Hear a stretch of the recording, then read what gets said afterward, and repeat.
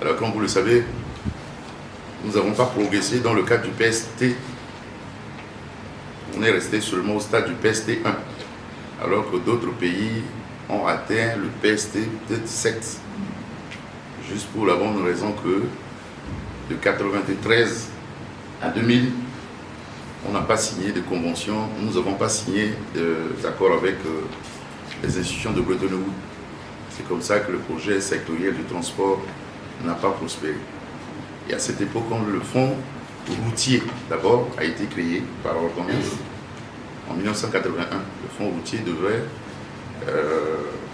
qui fut transformé en fonds d'entretien routier le 15 novembre 2005, avait pour objectif de financer l'entretien des routes nationales, régionales et les pistes rurales.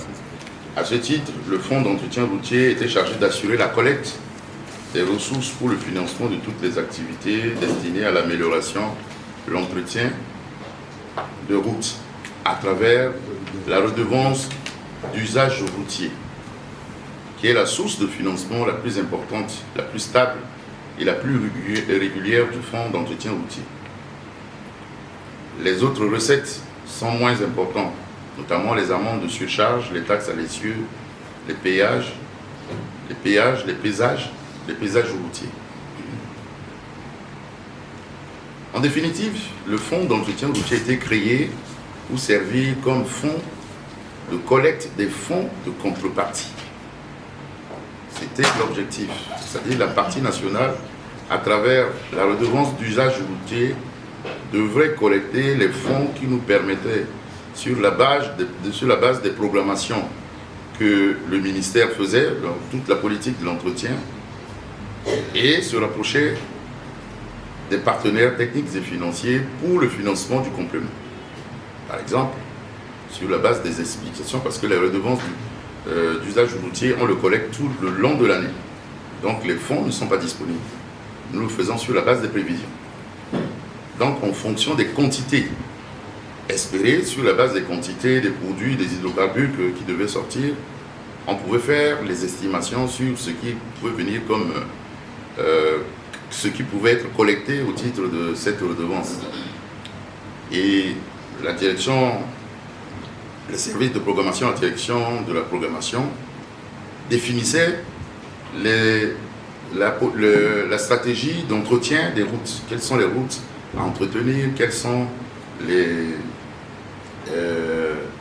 routes à ouvrir, les points d'attente qu'il faut mener, les travaux d'urgence, ainsi de suite. Toute cette programmation était faite par la Direction générale de la planification et qui était soumise au fonds d'entretien routier pour le financement. C'est la procédure qui a été mise en place. Je parle sous le contrôle de l'ancien directeur général du fonds d'entretien routier à l'époque où les activités étaient menées correctement. Et il fut un moment où il y a eu des périodes de flottement, des problèmes de gouvernance qui commençaient à se poser au niveau du fonds d'entretien routier où les ressources étaient utilisées à d'autres fins. Et tout ce qui est entretien. Et puis, parallèlement à cet état de choses au niveau de la collecte par rapport à l'existence du fonds d'entretien routier, la stratégie était de créer l'Office national du matériel, l'ONEM. Parce que du point de vue des partenaires techniques, ils estimaient que l'État devrait se désengager de toutes les activités liées à l'entretien ou la création de routes pour le confier au privé.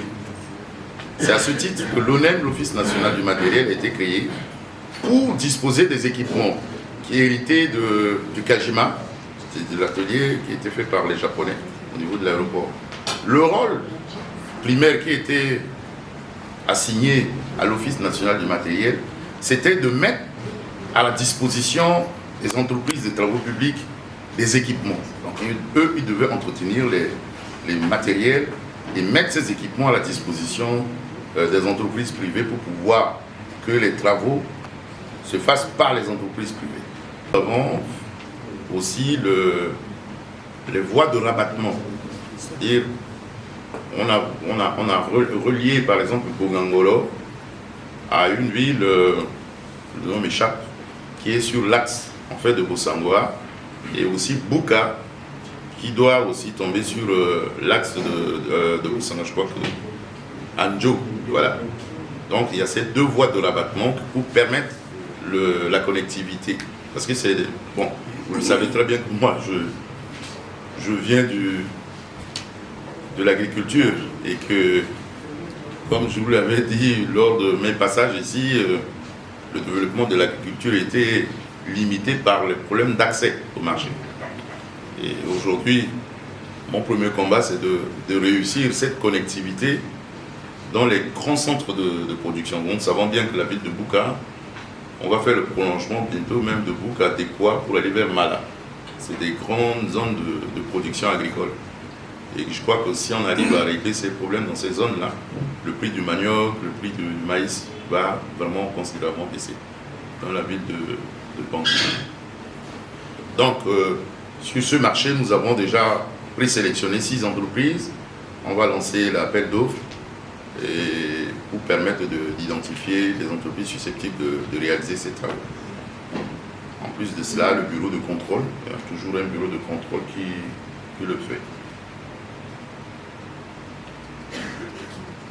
Alors, donc, nous avons sur le budget de l'État aussi, depuis 2 ans, on se bat pour essayer on a confié ce marché à une entreprise, Africa Service, qui devait faire la route d'Amara Bogangolo Buka, qui est long de 214 km. Comme vous le savez, les difficultés de financement font qu'on n'arrive pas à mobiliser suffisamment d'argent pour mettre à la disposition de cette entreprise pour pouvoir le faire. Du coup, nous sommes en négociation avec une autre entreprise qui est disposée à préfinancer les travaux. Donc nous essayons de voir comment, dans quelle mesure nous pouvons éventuellement réattribuer un autre axe à cette entreprise pour pouvoir renégocier le contrat.